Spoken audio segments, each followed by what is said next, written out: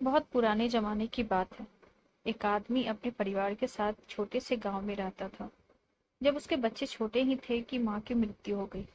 बच्चों की देखभाल के लिए पति को दूसरी शादी करनी पड़ी। कुछ सालों के बाद सौतेली माँ भी दो बच्चों की माँ बन गई। अब चारों भाई बहन एक साथ रहते थे। कुछ समय के बाद सौतेली माँ एकदम बदल गई। वह अपने बच्चों को अच्छा खाना खिलाती थी, अच्छे रंगीन कपड़े पहनाती थी और सौतेले बच्चों को पुराने कपड़े पहनाती थी। कुछ दिनों बाद सौतेली माँ ने उन्हें सूखी रोटी देकर गायों के ग्वाला भेजना शुरू कर दिया। अब वे दिन भर ग्वाला जाते और भूखे प्यासे शाम को घर आते थे। ऐसे समय में उन्हें अपनी माँ की बहुत याद आती थी। एक दिन दोनों बच्चों ने अपने हाथ की सूखी रोटी अपनी काली गाय को देते हुए कहा, माँ, तुम हम पर ऐसे ही दया करो जैसे हमारी माँ हम पर करती थी। इतना कहना था कि गाय के थानों से दूध निकल आया। दोनों बच्चों ने खुश होकर भरपेट दूध पिया और वे रोज हाथ की रोटी उसे देते और गाय उन्हें भरपेट दूध पिलाती थी। इससे वे खुश रहते थे और उन्हें ग्वाला जाना भी अच्छा लगने लगा। कुछ ही दिनों के बाद सौतेली माँ ने बच्चों के चेहरों में लाली देखी तो आश्चर्य में पड़ गई। उसे अपने बच्चों पर बड़ी दया आई कि वे तो दुबले पतले ही थे। दूसरे ही दिन से उसने अपने बच्चों को भी सूखी रोटी देना शुरू कर दिया। 2-3 सप्ताह बाद उसने देखा कि बच्चे हट्टे कट्टे होने के बदले कुछ कुछ ज्यादा ही दुबले पतले दिखाई देने लगे थे। अब माँ थोड़ी उलझन में पड़ गई। उसने अपने एक बच्चे को इसका राज जानने के लिए भाइयों के साथ ग्वाला भेजा और कहा कि वह ध्यान दे कि भाई दिन में क्या खाते हैं। दूसरे दिन तीनों भाई गायों को लेकर जंगल की ओर निकल पड़े। गायों ने आराम से चारागाह में घास चरी। दोपहर का समय होने को आया।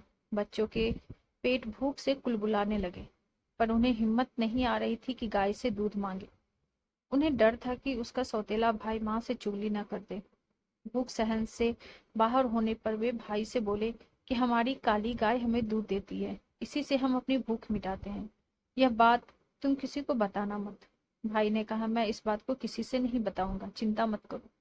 अब दोनों भाई खुश हुए और अपनी रोटी गाय को देते हुए बोले, ओ प्यारी माँ, हम पर ऐसी ही दया करो जैसी हमारी माँ हम पर करती थी। ऐसा सुनते ही गाय ने तीनों भाइयों को पेट भर के दूध पिलाया। शाम होने पर तीनों भाई गायों को लेकर घर आए तो माँ ने अपने बेटे से पूछा, तुमने चारागाह में क्या खाया? बेटे ने कहा, हमने वही खाया जो तुमने हमें दिया था। वह तो ऐसा भी नहीं था जैसा खाना कुत्तों को मिलता है। ऐसा सुनकर माँ को बहुत बुरा लगा। दूसरे दिन उसने भाइयों के साथ बेटी को भेजा और कहा कि वह ध्यान से देखे कि दोनों भाई क्या खाना खाते हैं। अब बेटी भाइयों के साथ चारागाह में गई। दोपहर होने को आई। बच्चों को भूख लगने लगी। उन्होंने पिछले दिन की तरह ही बहन से भी कहा, प्यारी बहन, तुम किसी से भी मत कहना कि हमें खाना कैसे मिलता है। बहन ने भरोसा दिलाया कि वह किसी से नहीं कहेगी। अब भाई गाय के पास गए और अपने हाथ की सूखी रोटी देते हुए बोले, ओ प्यारी माँ, हम पर ऐसे ही दया करो जैसी हमारी माँ करती थी। उस दिन गाय ने उन्हें ढेर सारा खाना दिया। सबने पेट भर के खाना खाया। लड़की ने थोड़ा सा खाना अपनी चुन्नी में छिपा लिया। घर पहुंचते ही माँ ने पूछा, तुमने चारागाह में क्या खाया? बेटी ने उत्तर दिया, मेरी चुन्नी से पूछो, मुझसे नहीं। माँ ने चुन्नी देखी तो उसमें खाना था। माँ ने पूछा, यह कहाँ से आया? बेटी ने माँ से कहा कि इसका जवाब चुन्नी ही दे रही है कि खाना गाय ने दिया था। यह जानकर माँ को बड़ा गुस्सा आया कि सौतेले बच्चे चारागाह में मजे कर रहे हैं। उसने उनकी काली गाय को ही मारने की ठान ली।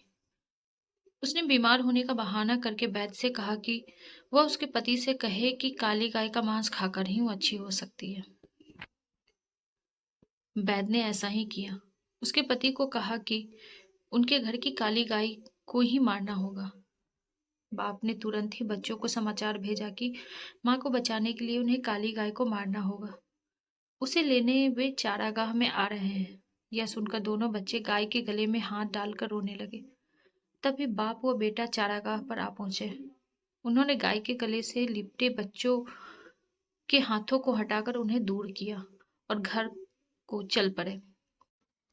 बच्चे भी पीछे पीछे घर आए और पिता से कहा, पिताजी, इसे नहीं मारे, नहीं तो हम फिर से बिना माँ के हो जाएंगे। उनकी बात पर सबने उनकी खिल्ली उड़ाई और उसी समय गाय को मार दिया गया।